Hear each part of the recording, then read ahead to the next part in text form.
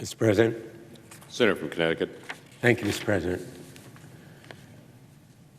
Mr. President, 6 years have passed since 20 beautiful children and 6 wonderful educators were killed in a massacre that gripped the nation's attention in Newtown, Connecticut. That tragedy, for any of us who lived through it, remains as real and vivid and grief-stricken today as it did then. And we have lived with the memories and with the families and with countless others who found their lives changed, literally transformed in ways they never imagined. In the day or so after that shooting, it may have been the following day, I was at one of the numerous calling hours I attended, and I spoke with one of the moms of those children. And I said to her, when you're ready, we should talk about what can be done about gun violence in America. And she looked at me through her tears, and she said, I'm ready now. Many of the families of Sandy Hook were ready then. Our nation was ready then, and yet the United States Congress proved disastrously and tragically unready, in fact, failing in its responsibility to react not only with prayers and thoughts, as it did, but also with action to honor those wonderful children and educators with action, to honor them before others would die in the same way, the result of massacres that are preventable.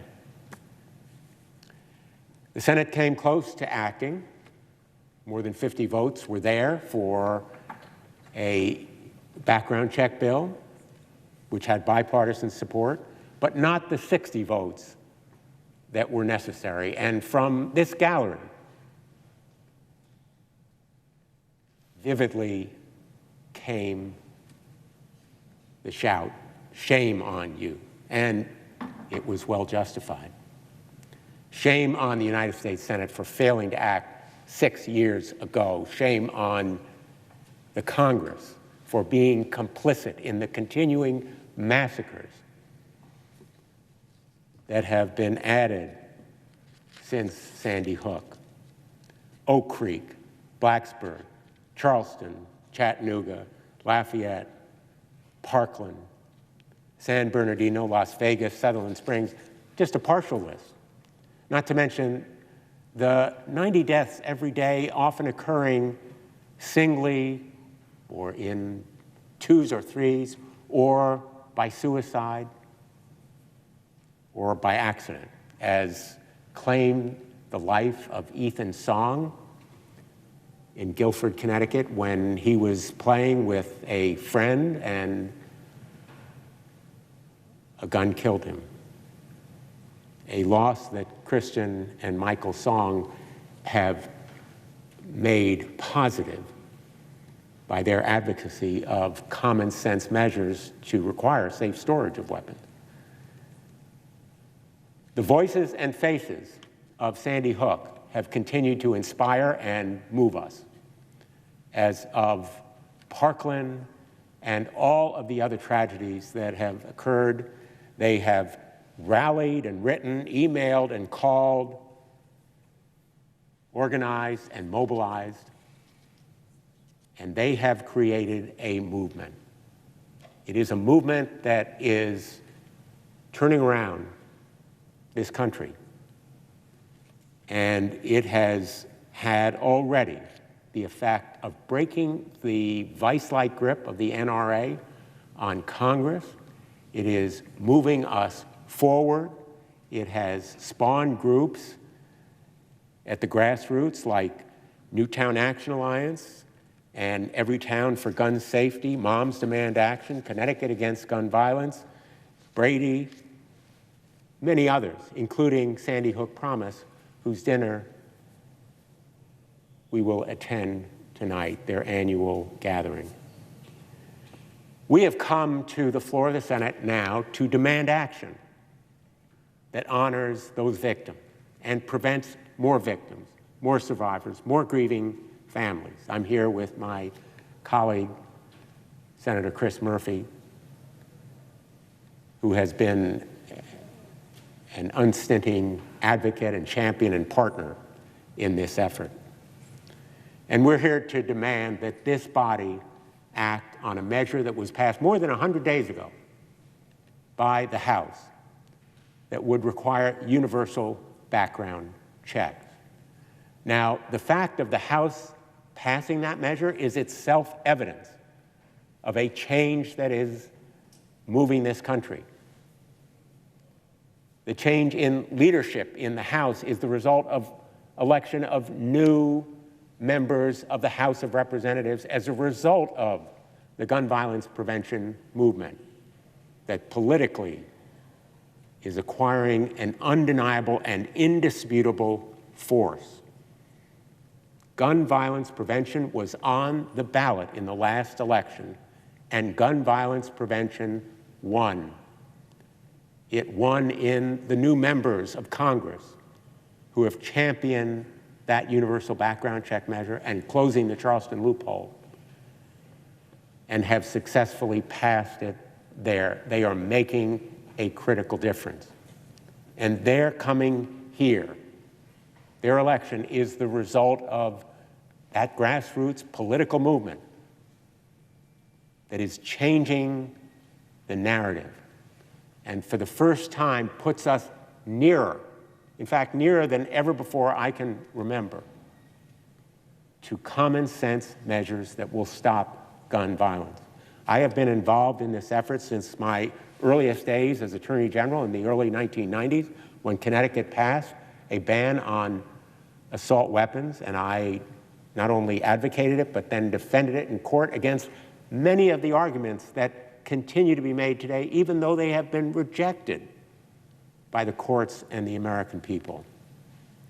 And states have moved forward, as Connecticut has done, to adopt these common sense measures: universal background checks, a ban on assault weapons and high-capacity magazines.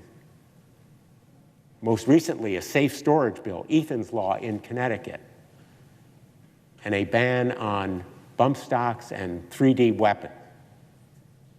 And of course, measures that keep guns out of the hands of dangerous people. But the laws of a state like Connecticut, those strong laws, are no stronger or more effective than the laws of the weakest states because guns come across our borders. We are at the mercy of states with little or no protection for their people. And the solution is a national one. It must apply across the country to make our nation safer and keep guns out of the hands of dangerous people. So as near as we are, and as much as has been accomplished, the work to be done is right here in this body, on this floor, and it must be done now. That's why we are here, and that's why I have advocated other measures. I've introduced an Ethan's Law to provide for safe storage, and it has been supported here. A number of you have met with Kristen and Michael Song, and they will be visiting again.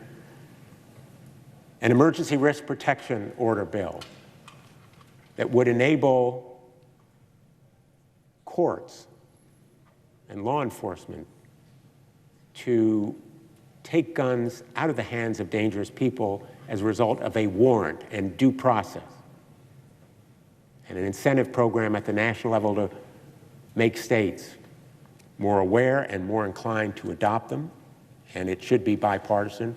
A law to repeal PLACA, the Protection of Lawful Commerce in Arms law that was adopted with a promise that no one would be deprived of a right of action, no one would be barred from the courthouse, but in fact, PLACA has prevented victims from seeking justice.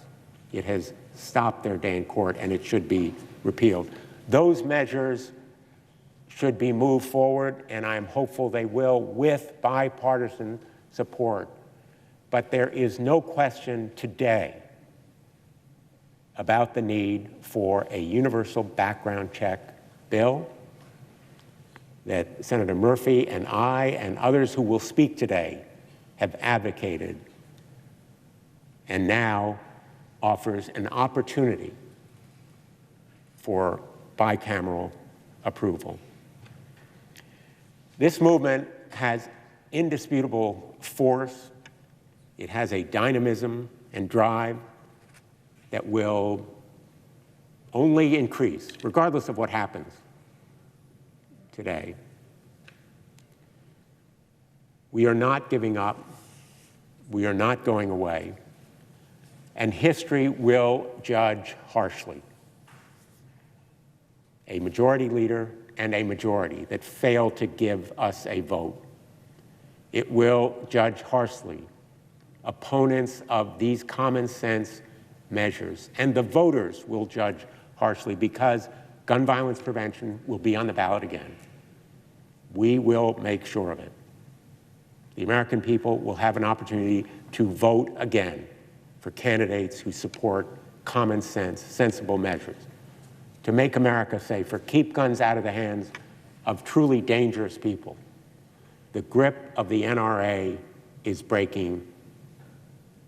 The gun lobby is crumbling from within and losing its traction in the field.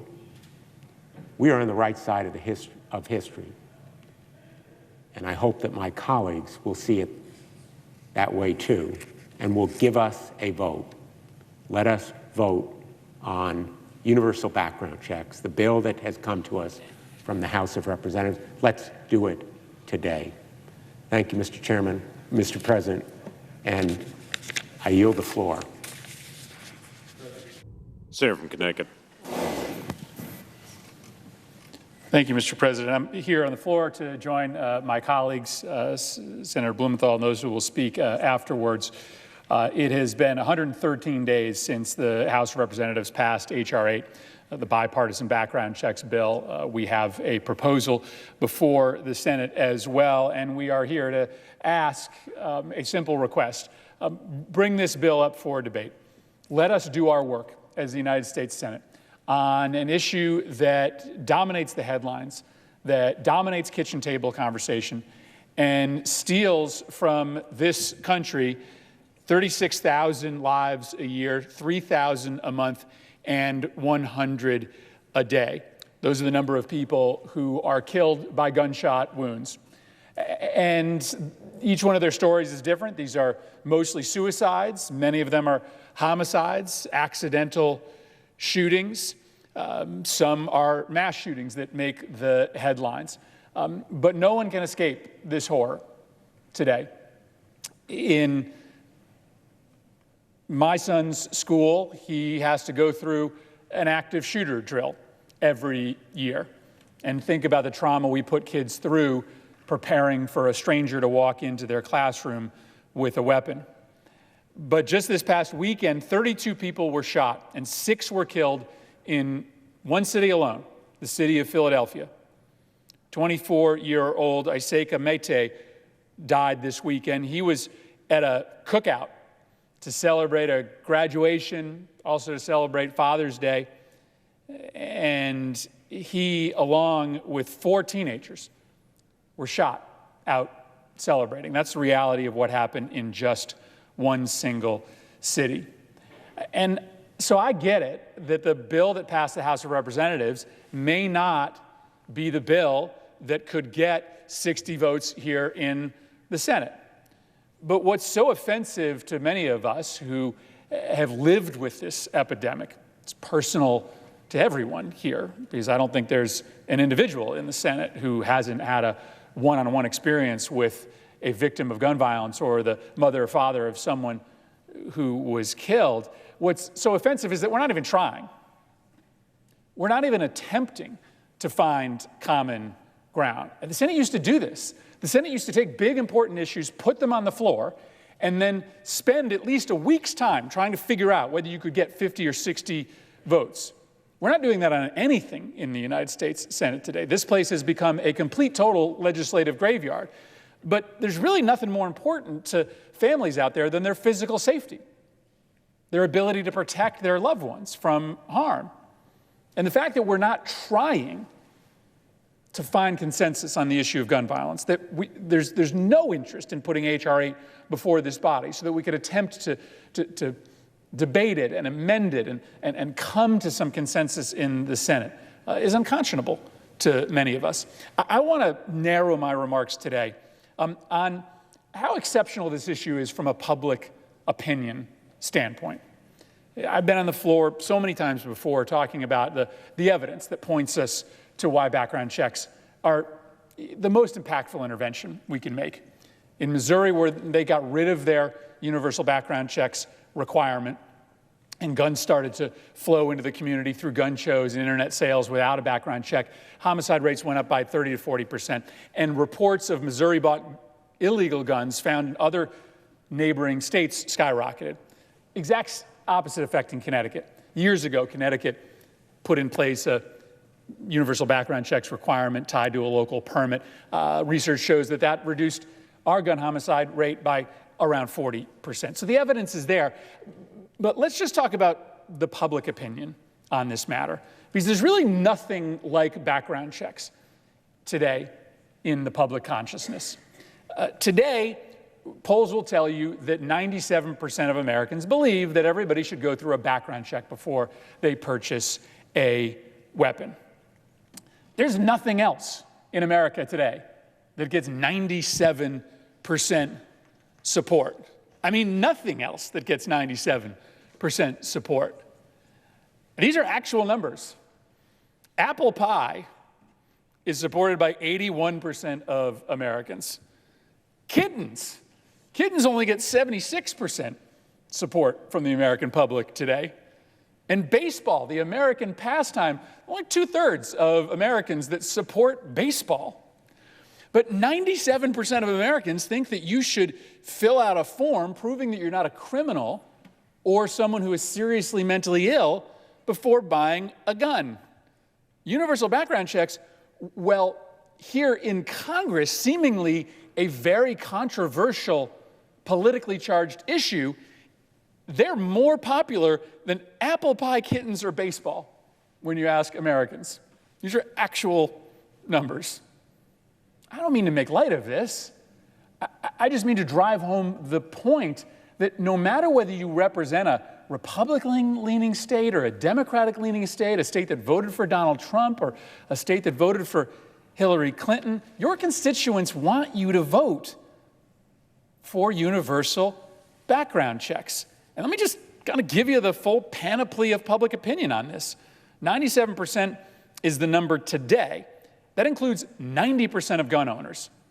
And I can back that up with plenty of anecdotal experience from my state. When I talk to gun owners, many of whom assume that I have a hidden agenda, who believe that I want to confiscate their guns, when I sit and talk to them about background checks, well, they say, of course. It took me 5 minutes. I don't want people who are criminals to get their hands on guns. Everybody should go through a background check. 90% of gun owners think this is a good idea. And this isn't new data. Back in 2012, prior to the shooting in Sandy Hook, 74% of NRA members who were polled said they supported requiring criminal background checks. A year later, in April of 2013, a Washington Post poll showed that 91% of Americans supported background checks. In July of 2014, a Quinnipiac poll found that 92% of Americans supported background checks, including in that poll 86% of Republicans, 92% of independents, 90% of men, 94% of women, 92% of gun-owning households. I mean, you don't get below 90 in any constituency. September 2015, another poll shows 93% of Americans support it, 90% of Republicans. A CBS poll from 2016 showed that 89% of Americans supported it, 92% of Republicans. A March 2017 Pew Research Center poll found that 77% of gun owners and 87% of non-gun owners supported background checks. And then the February 2018 poll where 97% of Americans support them. And these are stunning numbers. They're stunning numbers. And again, they don't require everybody in this chamber to support the bill that passed the House of Representatives, but it has been 113 days since H.R. 8, which is broadly supported by 90% of Americans, passed, and we still have not had that bill or any version of this measure brought up before this body for debate, for an attempt to find consensus. And this is the running theme. We are talking a lot about the Senate becoming a graveyard for legislation. Because in my lifetime, I read stories about the Senate working through big issues, having serious debates, sometimes not coming to a completed product, sometimes ending up stymied, but more often than not, figuring out a way where 50 or 60 votes could be achieved. And the House is passing legislation, healthcare legislation, anti-violence legislation, clean elections legislation, and all of it is coming here to die. Not because we can't find consensus, but because we don't even try to find consensus. In those 113 days, approximately 11,000 people have been killed by gun violence. That is a number that finds no equal in any other high-income nation. And I can talk to you about the variety of reasons for it. Some of them can be solved by us, some of them can't. America is a unique nation with a unique history. We are indeed a melting pot of races and ethnicities and backgrounds, and by virtue of that, we were likely going to be a more violent nation from the start. I admit that. But we have poured kerosene on this fire by having the loosest gun laws in the nation.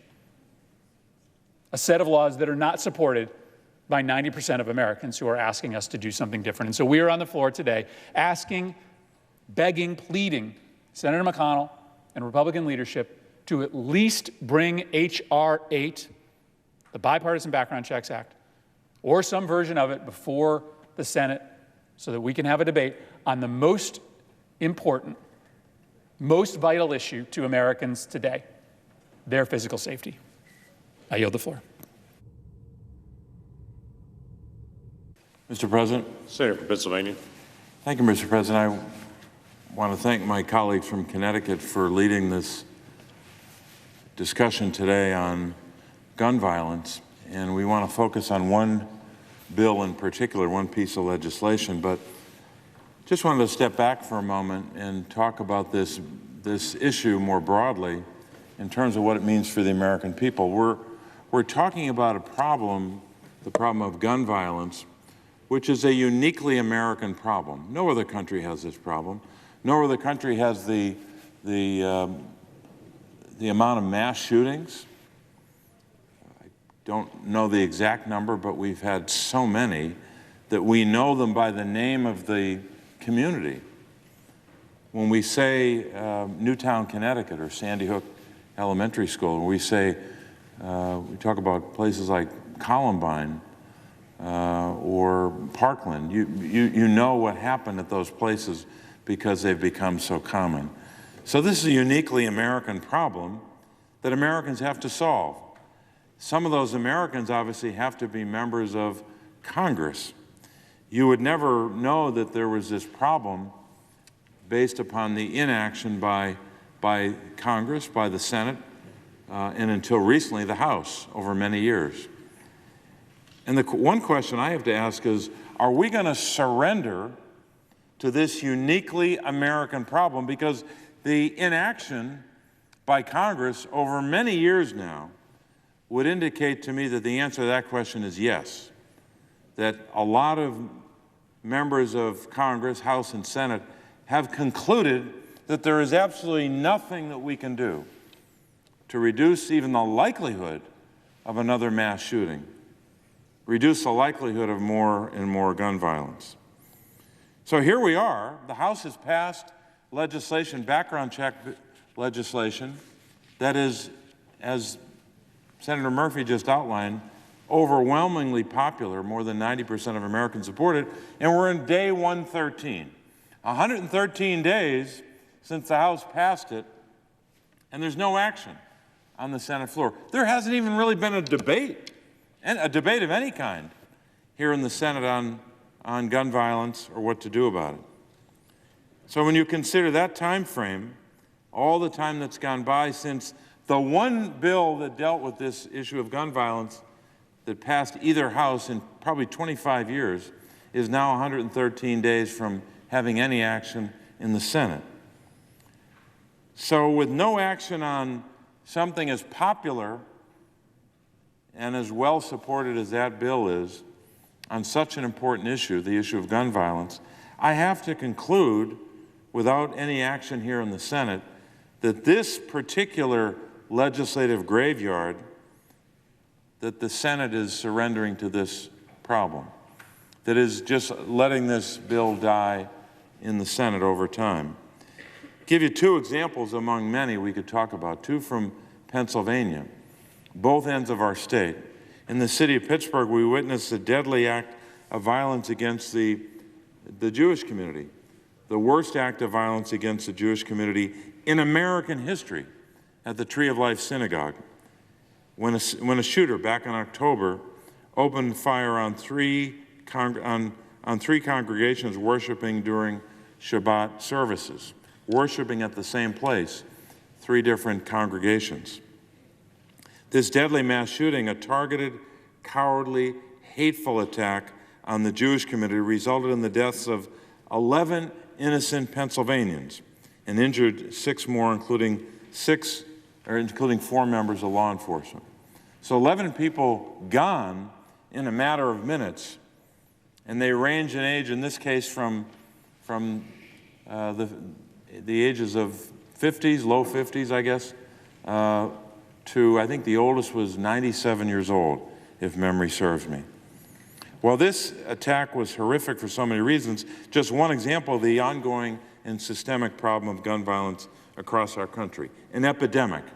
And again, I'll say it, a uniquely American problem, and we're acting as if there's no problem at all here in the Senate. Through April, just consider this, through the month of April, just 4 months, nearly 400 individuals have been shot in the city of Philadelphia. Shot, the victim of a shooting. And of course, in many cases that leads, if not to death itself, leads to grievous permanent injury. Just this past weekend in Philadelphia, 19 shootings, one city, 19 shootings in one weekend, 5 deaths and 28 others wounded. One of the shootings occurred in a public park during a graduation party. 6 people shot, 1 killed. They were all under the age of 25.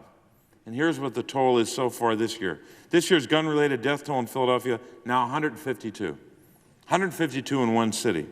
So needless to say, the national statistics on this, the national numbers are staggering, in addition to the numbers I cited from Philadelphia.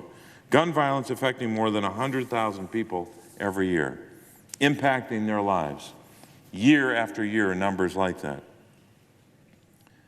February 27th, as I mentioned, the House passed H.R. 8, the Bipartisan Background Checks Act of 2019. 113 days, but the majority leader has refused to call this bipartisan bill to the floor of the Senate. Shouldn't we even debate it? Is that really where we are? That this uniquely American problem of gun violence is not even worthy of a debate? We're looking for a vote, obviously, but is it not even worthy of a debate and then a vote? We know that the votes may not be in the Senate to pass this, but we're not going to even debate something on such an important issue, a piece of legislation supported by more than 90% of the American people. If you don't want to be for it, just tell us in the debate and then register your vote.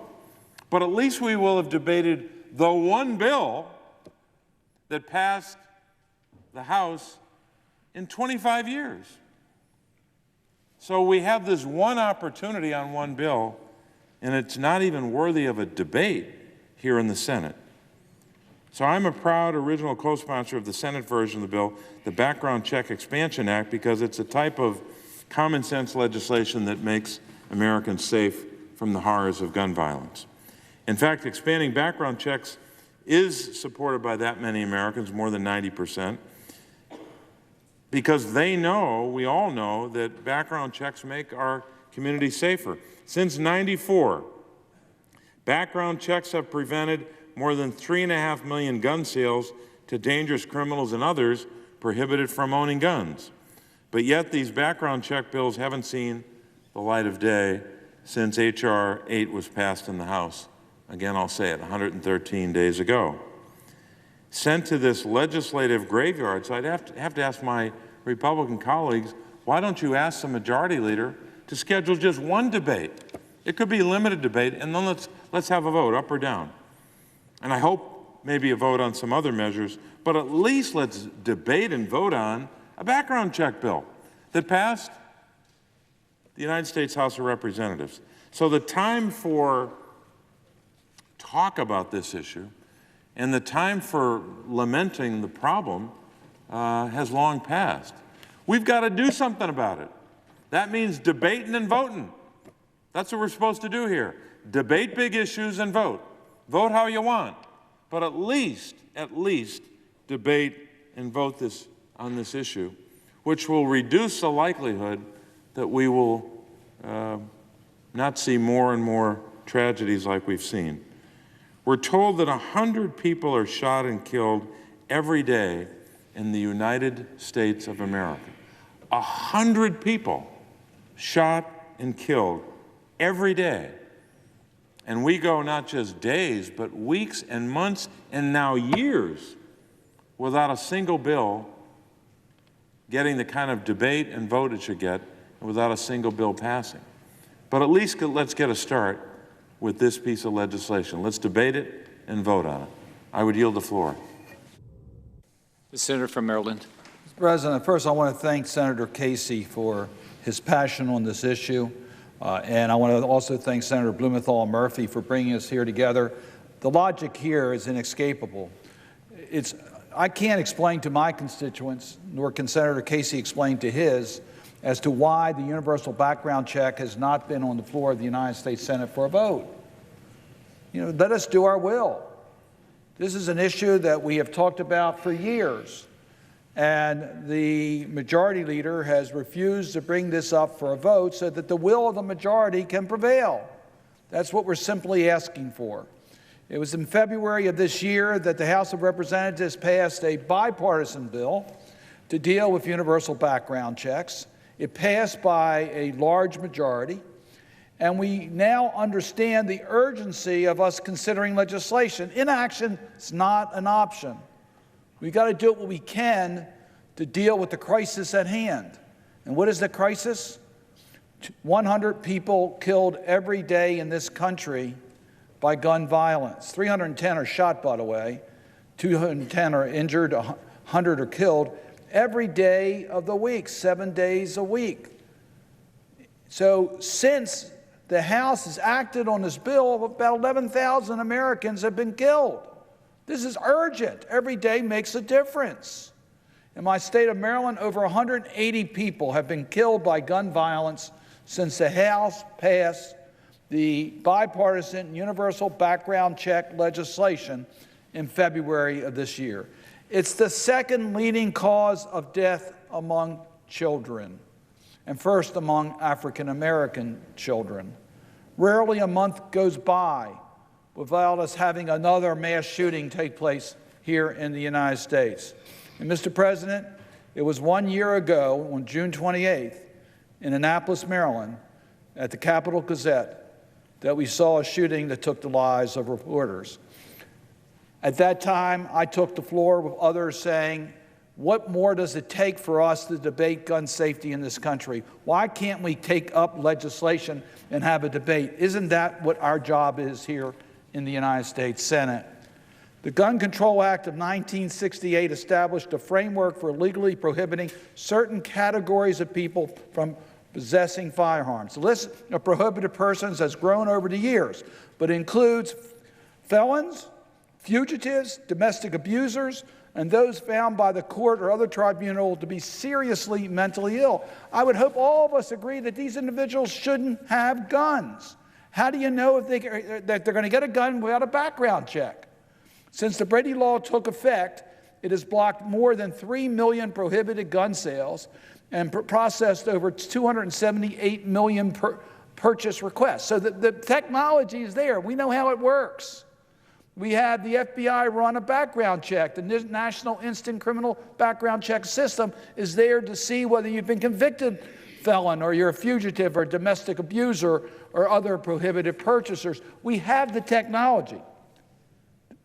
We know that background checks work at the state level as well. According to the Brady campaign, states that have expanded the scope of their background checks have seen impressive results, including 53% fewer law enforcement officers are shot and killed in the line of duty, 47% fewer women are shot and intimate partners, and cities and states with expanded background checks see 48% reduction in gun trafficking. Does it solve the problem? No. Does it take a bite out of gun violence? Yes. A significant improvement in dealing with gun violence. It's part of the solution. But, Mr. President, when the Brady Law was enacted, it was before the internet. America has changed, and our nation's gun laws needs to change with it. Today, about 1 out of every 5 gun sales are either made online, made privately, or made at a gun show, and are not subject to the background check, which is the law. It's our responsibility to make sure the laws are kept up to date and are effective. These sales are largely unregulated and unchecked. That is simply wrong. Those sales can avoid the background check. Passing legislation to expand background checks to nearly every gun sale, including those conducted online at gun shows and through private transfers, should be a top priority in Congress for common sense gun safety legislation to save lives. Mr. President, I'm not going to repeat the numbers that Senator Murphy and Senator Casey mentioned about the popular support. It's over 90%, 97% the last poll showed, and by all categories, because it's common sense.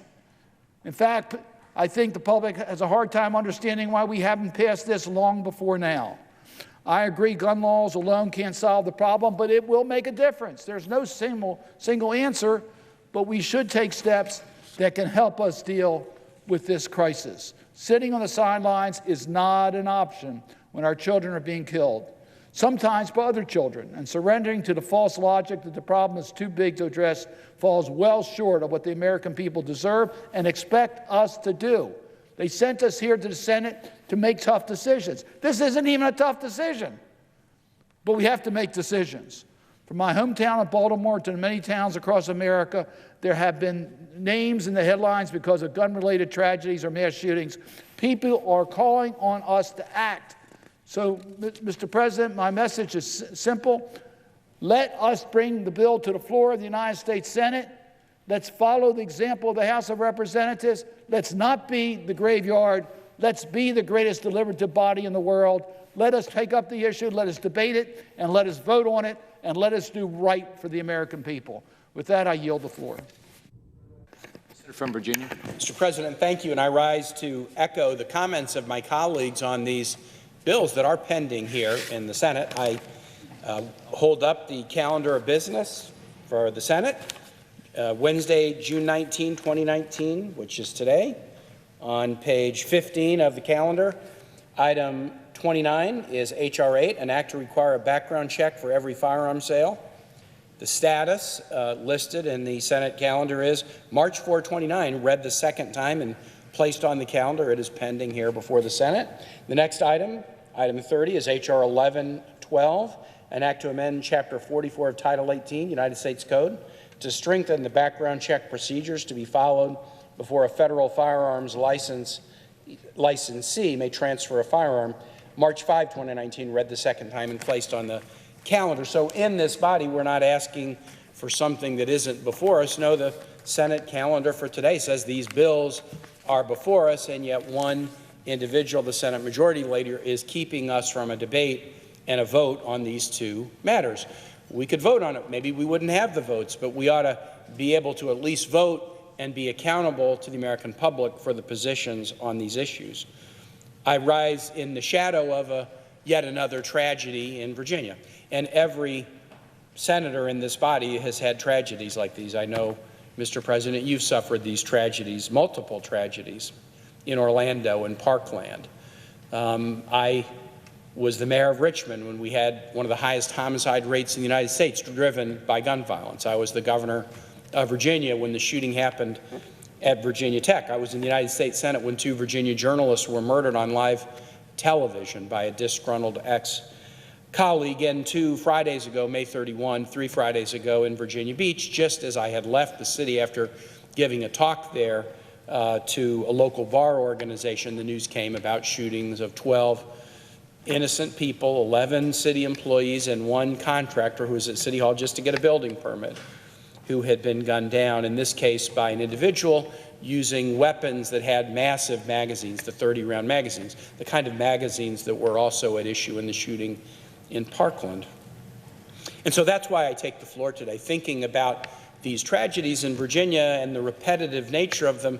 When the shooting happened at Virginia Tech when I was governor, I always hoped, Mr. President, that that would be the worst shooting in the history of the United States. It's a weird thing to say about your own state. What a bizarre thing to say about your own state, that this tragedy happens on April 16, 2007, and I hoped it would be the worst shooting in the history, 32 people killed, and yet at the Pulse nightclub in Orlando, 49 people killed in Las Vegas. My colleague from Nevada is here. Over 50 people were killed, hundreds injured. There's an escalating nature to these. Our teachers now have to do live shooting drills about school shootings. They didn't have to do that when they were going through ed schools 10 or 15 years ago. They have to do practices with little elementary school students. A teacher was telling me about this the other day, what it is like at the beginning of the year to take a group of second graders into a restroom, which is their designated spot near their classroom, get them into the restroom, and then the teacher is instructed to stand in front of the door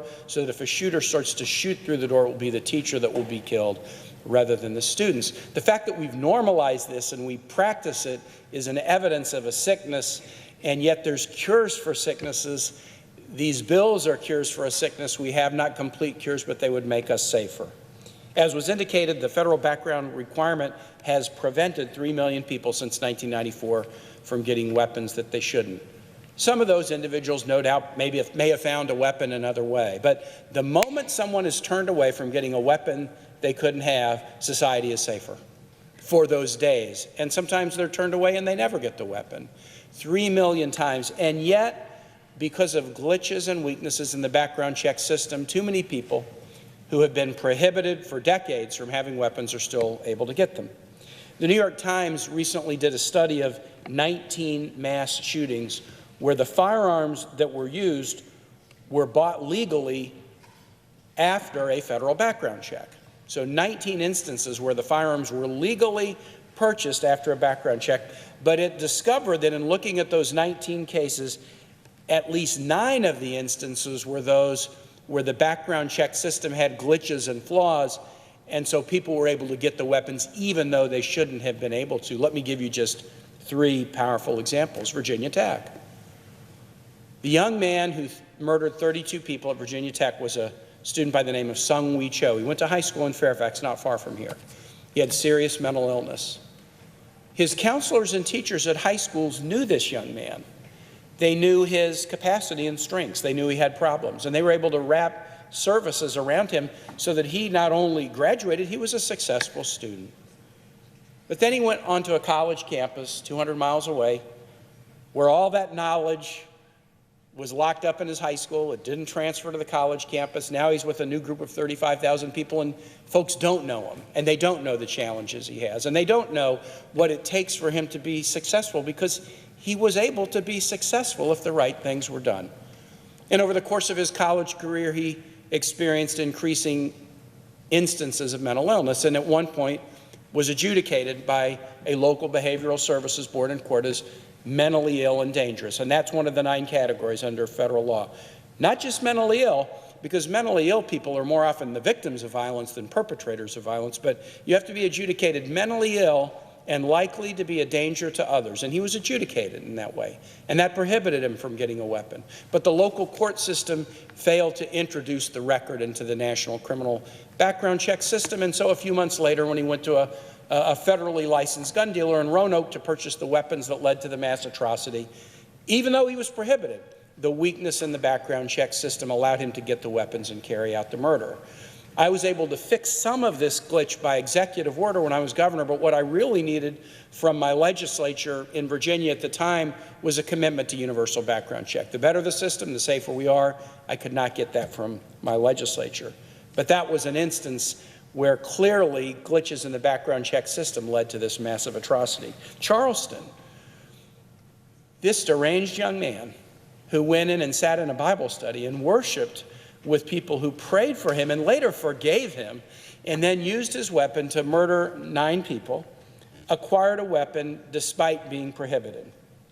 He was prohibited under federal law from having a weapon, but there is a part of the federal law that is the subject of one of the 2 bills pending now before the Senate that says, if you're buying at a licensed gun dealer, and if they can't complete the background check within 72 hours, they have to put the weapon in your hand, even though you are prohibited from having the weapon. And in this case, Dylan Roof, they couldn't complete the background check within 3 days. The weapon was put in his hand, and he murdered these people as they were at a Bible study in the middle of the week. Again, a weakness in the background check system. And finally, and how sad it is that these shootings, they're sad however and wherever they occur.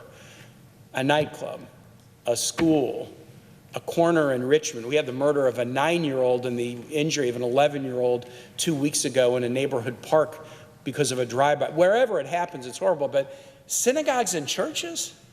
In Charleston, you remember the instance in Sutherland Springs, Texas in November 2017. Someone comes into a church and kills 26 people in this church. And again, the background check system. The gunman was in the Air Force. He'd been convicted while in the Air Force and sentenced to 12 months confinement and have had his rank reduced because he assaulted his wife and he broke the skull of his infant child.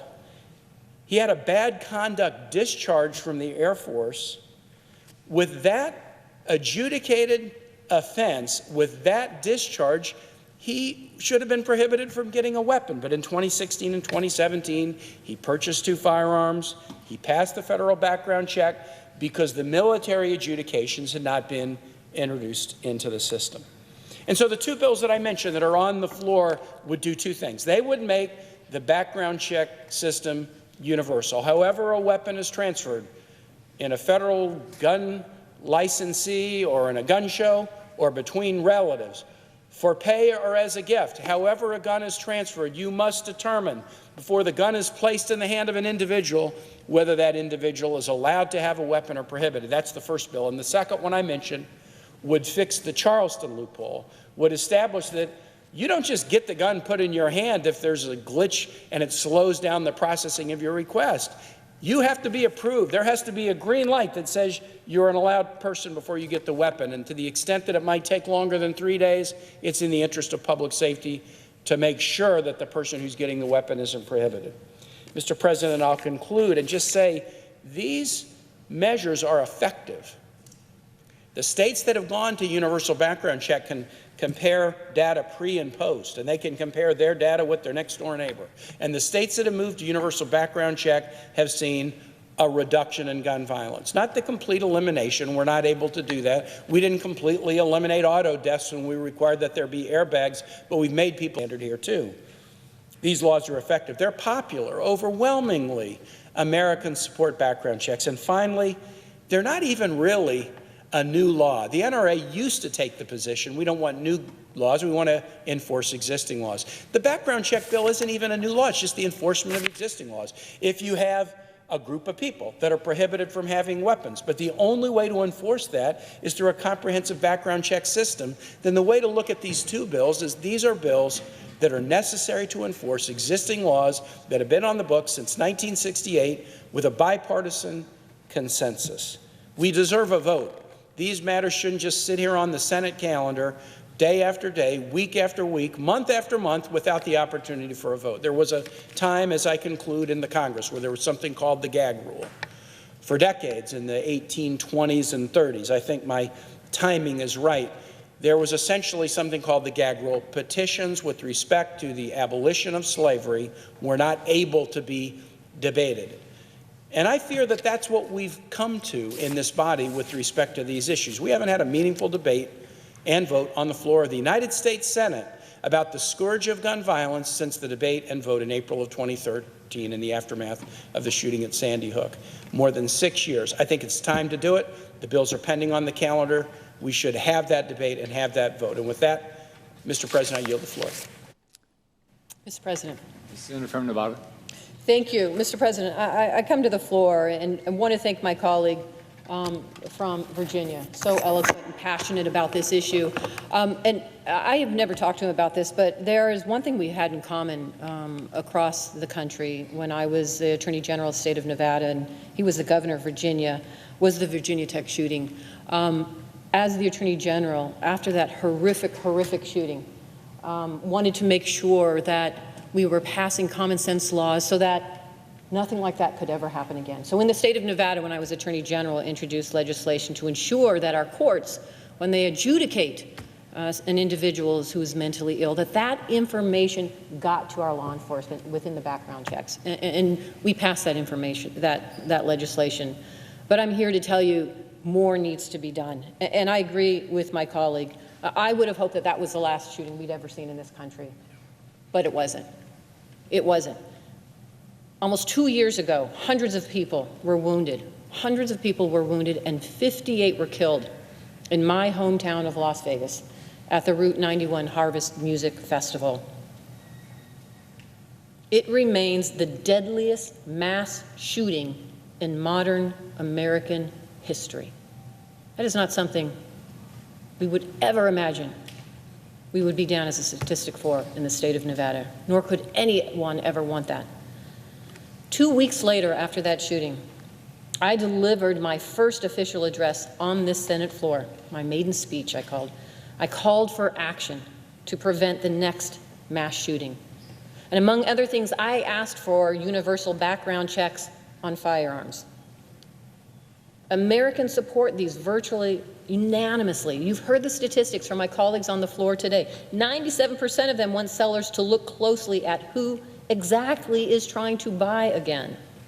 Yet, the Background Check Expansion Act to close loopholes on background checks hasn't received a vote in this chamber. Not only has it not received a vote, we can't even debate it. We can't even come to the floor and debate the issues that we know Americans across the country want us to do something about. Not only have we not had a vote on the Universal Background Check Expansion Act, neither have we had a vote on dozens of other vital pieces of legislation that would make us safer.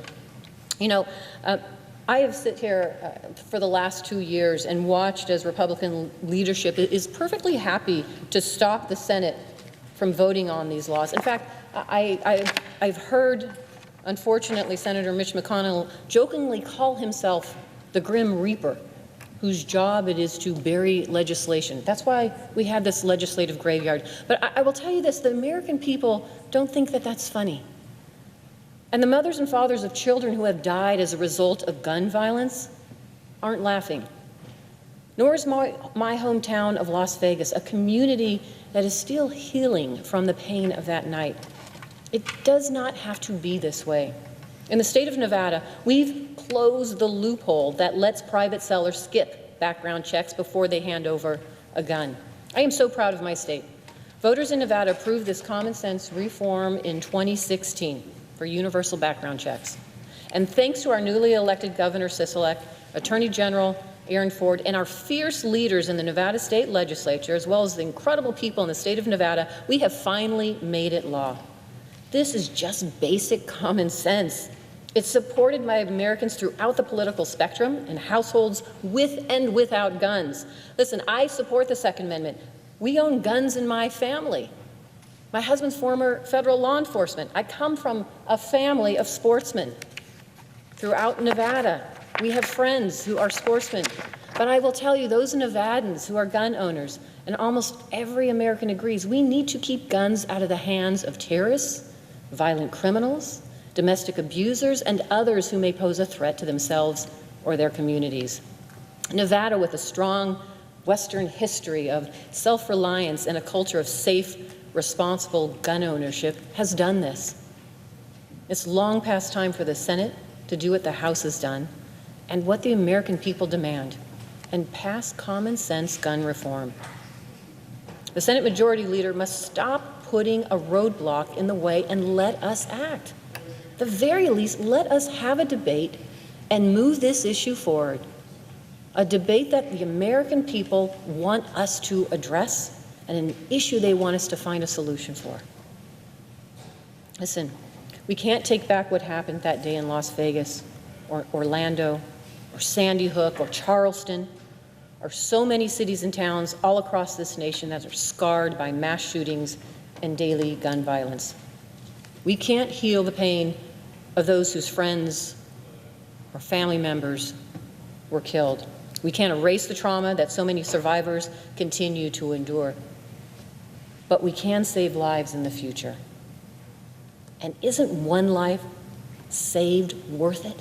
Isn't one life saved worth it?